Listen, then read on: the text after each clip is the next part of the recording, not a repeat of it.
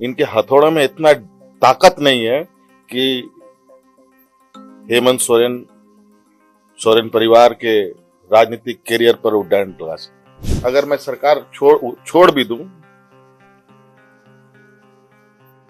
तो भी ये सरकार ना बना पाए।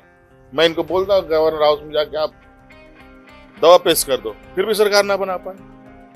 कहां से 20-25 लोगों में सरकार बनाएंगे? गुजरात से विधायक लेके जाएंगे?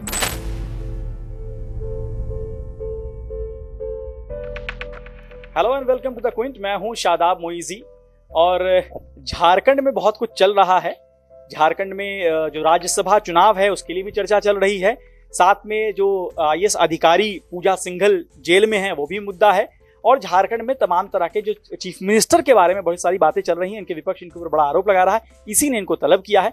और सब कुछ समझने के लिए सबसे बेहतर मुझे लगता है कि झारखंड के चीफ मिनिस्टर हेमंत सोरेन से ही समझा जा सकता है। तो हमारे साथ हेमंत सोरेन हैं। सर बहुत बहुत शुक्रिया वक्त देने के लिए। धन्यवाद शिवाजी। सर देखते हैं कि जो कांग्रेस हो या दूसरी जो पार्टियां हैं, बीजेपी के अलावा जो पार्टियां हैं, वहां पे एक बात होती है कि आपस में कॉन्फ्लिक्ट का खबरें खूब चलती हैं, ठीक है। और झारखंड को लेकर भी ये खबरें चलती हैं। आप गठबंधन की सरकार चला रहे हैं कांग्रेस के साथ। एक खबर तो चलती है, ये आप मानेंगे, कि आप दोनों के बीच में कुछ कॉन्फ्लिक्ट चल रहा है। क्या है सच्चाई? क्या सरकार चला पाएंगे 5 साल? कि इतनी बड़ी मेजोरिटी के साथ पहली बार राज्य में सरकार बनी, पहली बार 20 साल में।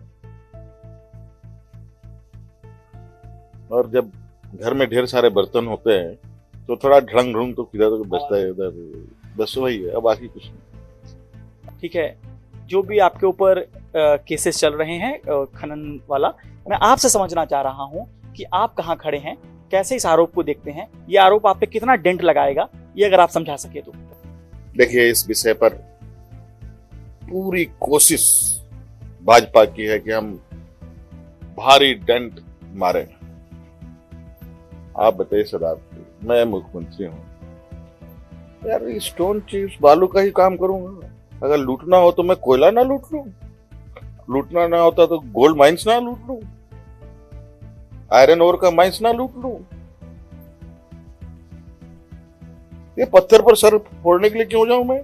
मुझे उसके और इनकी जो हथौड़े हैं, इनके हथौड़े में इतना ताकत नहीं है कि हेमंत सोरेन परिवार के राजनीतिक कैरियर पर वो डेंट लगा सके। एक और विवाद पे चलते हैं कि आईएएस अधिकारी पूजा सिंघल का नाम आता है, आपसे उसको रिलेट किया जाता है उन चीज़ों को लेकर। और ईडी ने जो कोर्ट में भी हलफनामा दिया है उसमें भी रिलेशन की थोड़ी बातें हो रही हैं।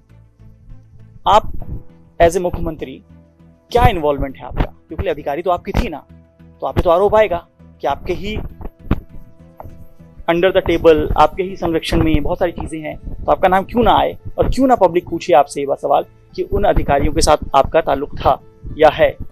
आज झारखंड में बड़े पैमाने पर केंद्र सरकार है। बड़ा ताज्जुब की बात होती है,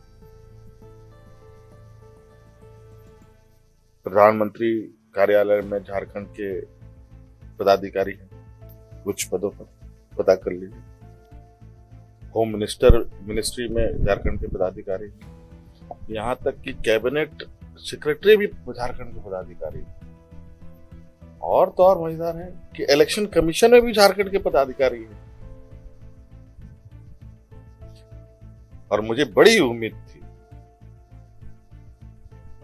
कि इतने बड़े पैमाने पर उच्च पदों पे हमारे झारखंड के पदाधिकारी सुशोभित हैं तो झारखंड का भविष्य का कल्याण होगा। हमें बहुत बड़े पैमाने पे मदद मिलेगी। मदद मिली है ईडी की, और मदद देने की तैयारी कर रहे हैं सीबीआई की, मदद देने की तैयारी कर रहे हैं इनकम टैक्स की। बहुत अच्छी बात है, आए उसके लिए भी चिंता नहीं, will take care of.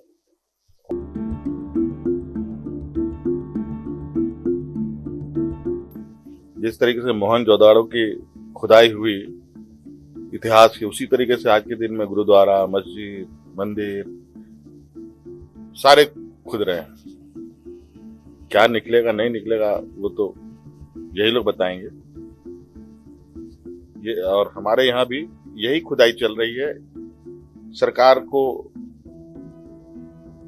Paralyse करने के लिए, क्योंकि मैंडेट तो उनके पास क्षमता नहीं है कि वो सरकार बना पाए।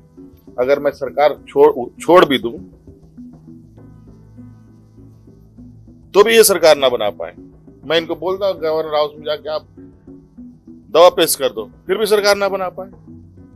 कहां से 20-25 लोगों में सरकार बनाएंगे? गुजरात से विधायक लेके जाएंगे?